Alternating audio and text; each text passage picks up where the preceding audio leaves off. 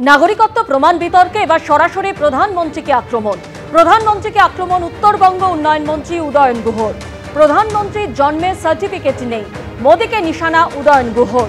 আমি 95-এর অনেক আগে জন্মেছি, তাই জন্মের শংসাপত্র নেই। জন্মের সার্টিফিকেট শুরু হয়েছে 1995 সাল থেকে। প্রধানমন্ত্রী আমার আগে জন্মগ্রহণ করেছে, তাহলে ওনার জন্ম সার্টিফিকেট নেই। আমার ক্ষেত্রেও সমস্যা হবে, প্রধানমন্ত্রীর ক্ষেত্রেও সমস্যা হবে, বললেন উত্তরবঙ্গ উন্নয়ন মন্ত্রী উদয়ন গুহ।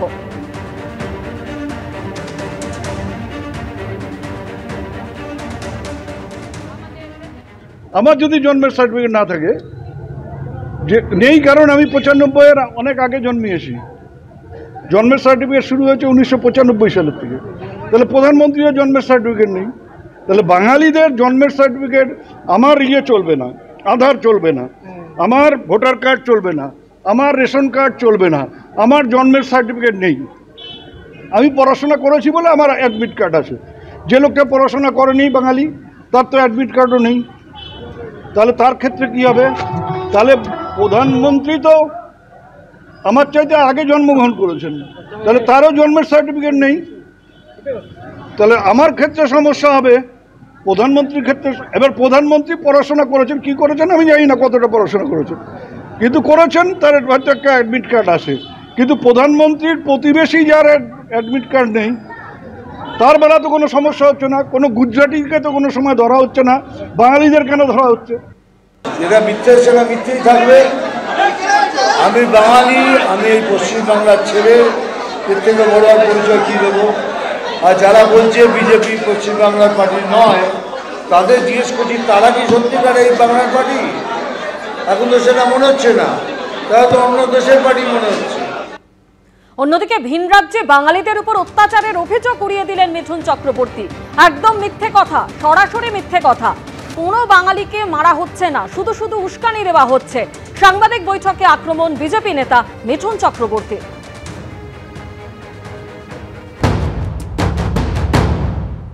একদম মিথ্যে কথা, সরাসরি মিথ্যে কথা।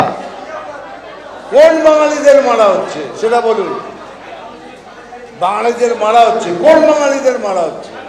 খালি খালি মানে ঝগড়া লাগিয়ে, উস্কানি লাগিয়ে ব্যাস ভোটটা কোনো সময় পার হয়ে গিয়ে দিও।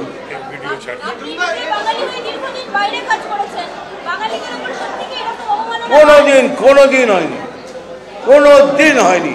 আমার সাথে ক্যারিয়ার ওয়াইজ প্রবলেম হতে পারে, যে আমি বড় স্টার হয়ে গেছি, আমাকে নামানো, সেটা অন্য ব্যাপার। কিন্তু বাঙালি হয়ে আমাকে কেউ এরকমভাবে করে। পাল্টা জবাব দিয়েছে তৃণমূল কংগ্রেস। দেবাংশু ভট্টাচার্য তিনি বলছেন, যে রাজ্যে বাঙালিদের উপর অত্যাচার চলছে সেখানকার সরকার অভিযোগ নিয়ে পশ্চিমবঙ্গ সরকারের সঙ্গে আলোচনা করছে, অর্থাৎ অভিযোগকে গুরুত্ব দেওয়া হচ্ছে।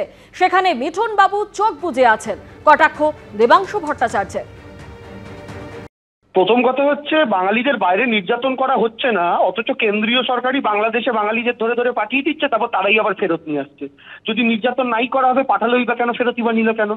যে মতুয়াদেরকে দিনের পর দিন অ্যারেস্ট করে রাখা হয়েছিল, শান্তনু ঠাকুরের কার্ড দেখানোর পরও তাদের মুক্তি দেওয়া হয়নি, সেটা কি নির্যাতন বলে না?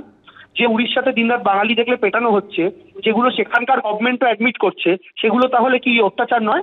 রাজ্য সরকারগুলো অ্যাডমিট করছে, করে আমাদের রাজ্যের সঙ্গে তাদের আলোচনা চলছে, তার মিঠুন বাবু চোখ বন্ধ করে রেখে দিয়েছেন। উনি আবার এটাও বলছেন উনি বাঙালি, বাকিরা বাংলার পার্টি নন। আরে উনি বাঙালি, বুঝতে পারলাম তো, উনি বাঙালি বলে একসময় আমাদের গর্ব ছিল, কিন্তু বাংলার জন্য করেছেনটা কি বলুন তো? কদিন বাংলায় থাকেন বছরে? মুম্বাইতে পড়ে থাকেন, ভোট যখনই আসে তখনই বিজেপির মঞ্চে আপনাকে দেখা যায়, আবার প্লেন ধরে মুম্বাই চলে যান। আপনি আর বাংলার লোক নেই, শুধু ভোটের সময় ভোটের মাটান খেতে এলে তাকে আর যাই হোক বাঙালি বলতে পারবো না।